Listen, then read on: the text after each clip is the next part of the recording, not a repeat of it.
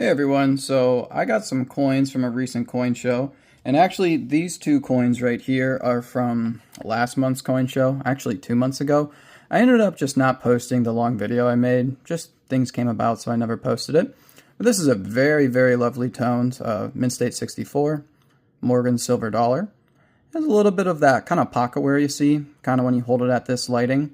And a lot of coins will do. That's why you have to hold coins in certain lighting and why you have to buy coins in person sometimes. Because say there's like a seller online or, you know, whether it's a live stream or a picture, they're only going to show you the best angles. They're not going to show you angles like this. But that's okay because this coin is based off of the toning. That's where its price is derived from. And this is really peculiar, kind of beautiful toning as there's maybe like a piece of paper, you know, kind of over it at one point in its life, and it just toned a certain style. And here's another really cool one, Mint State 64. What's cool about this coin is it is double-sided toning. Very, very cool right here. And it's the same style toning on both sides of the coin. I may have put these ones in a YouTube short already, so if you want to see them better and up close and personal, you can do so. If I haven't done that, I will be doing that soon for these two because I love putting toned coins in YouTube shorts because I get really close to the screen for a second and I just banter on about, you know, rare coins. So yeah, these aren't all the coins, but see, these are just some of the cool slabs I picked up. This one's really cool. This is my coin of the day that I got today. That like every time I go to a coin show, I have to leave with a coin where it's like, yes, this is what I got today, whether it's a $200 coin or a $500 coin or whatever, right? Whether it's a super awesome toned Morgan or, you know, something like this where it's a Draped bust half cent. But this is really cool because it's a straight graded, kind of better condition, extra fine 40. That's really nice. You know, half cent. So this is really cool. 1807. And there is something going on with the 7. I think there are varieties for this coin. I'll post this coin in a YouTube short so you can see it a little bit better. But you can kind of tell there is some, or maybe I can post a picture with this video on the right side of the screen. We'll see if I can do that later. There is something going on with the 7 right there. And there's some nice hair details. Very lovely coin. Nice color. I don't have my special lamp on. Actually, the reverse color is really original. See like that difference of brown around the letters, that really nice brown color? I like that a lot. Whereas the coin kind of gets a little darker. It has like that black look to it.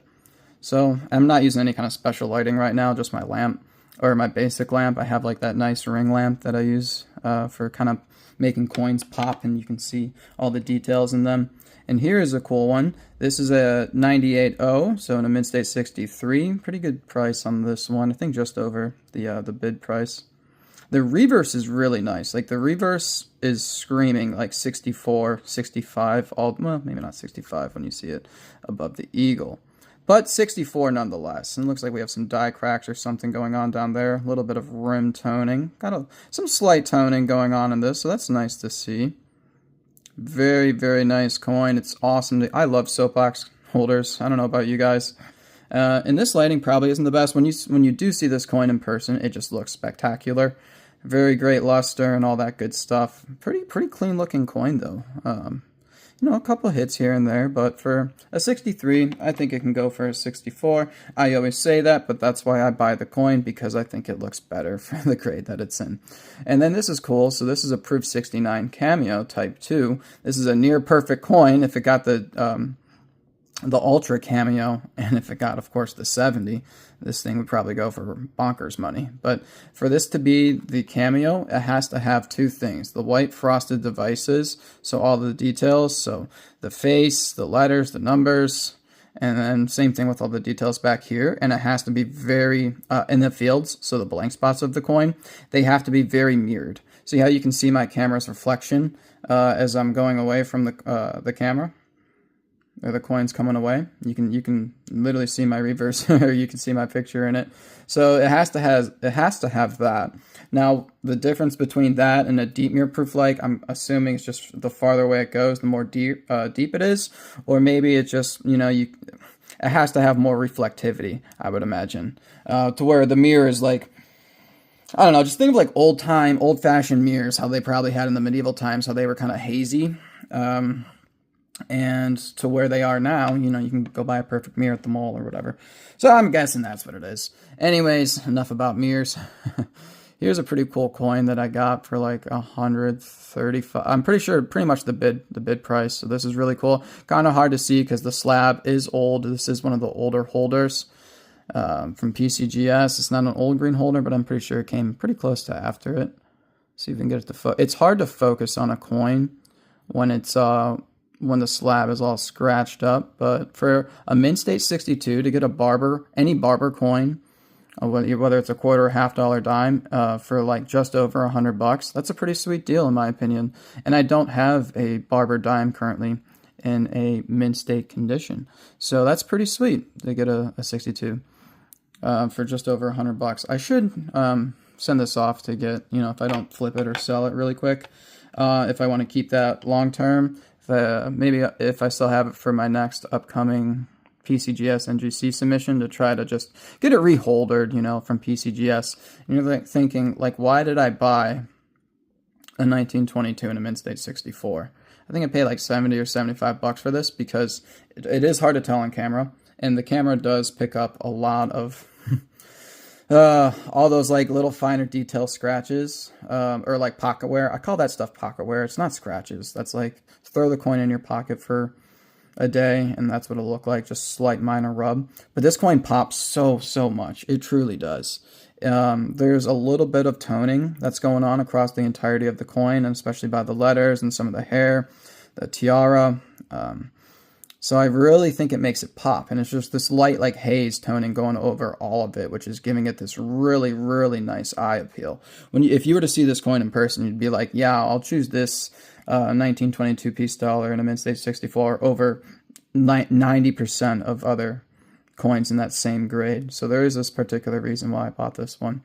I think it would get a C8. Well, when you look at it through the camera, as I am right now, you don't think it would get a CSD sticker from all that pocket wear. But when you see it in person, it really does wow you a lot more. I think it's just because this lighting is just kind of making those little blemishes, that little pocket wear pop out more.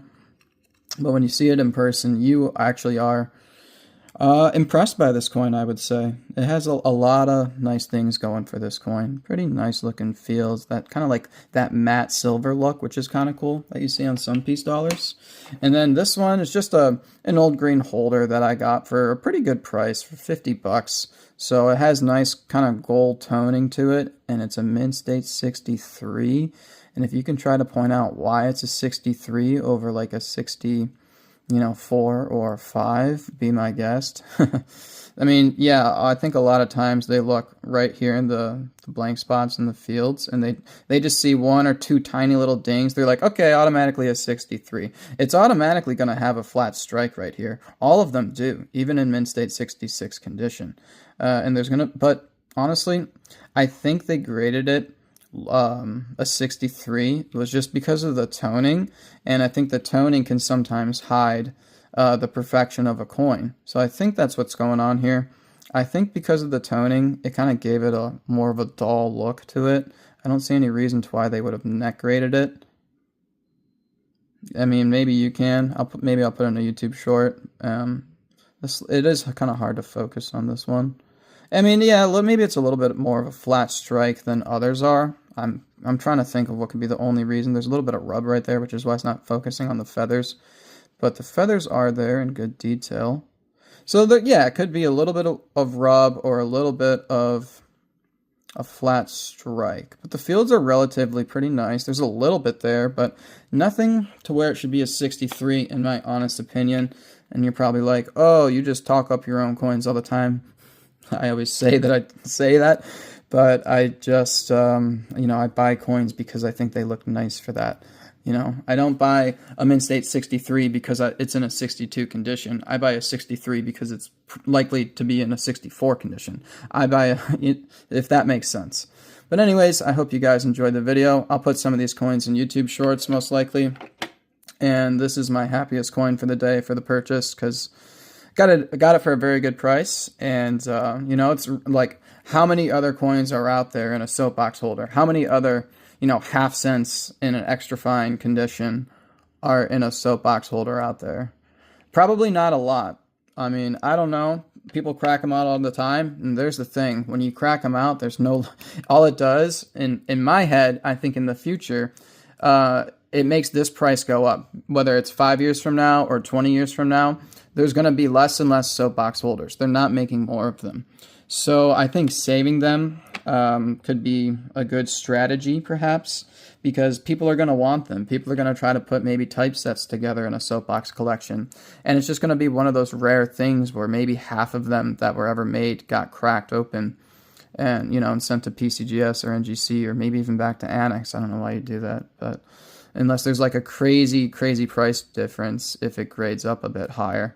But I think for the most part, it's probably wise to save your Annex soap boxes. I see some people paying a premium for them. Sometimes I do. Sometimes dealers will sell them for maybe a little bit cheaper, maybe a little bit more. I think it all just depends. I really like my soapbox holders. I really do. And I think it's going to be like one of those things in the world where, whether it's like trading cards or whatever, or it's like the one guy who he had the foremost what's it called, collectible stamps in the world, so he burned or like shredded 3 of them to make the one that he had the most expensive one in the world, and it went up by like I don't know how much money. Anyways, I'm rambling on at this point. Have a good day.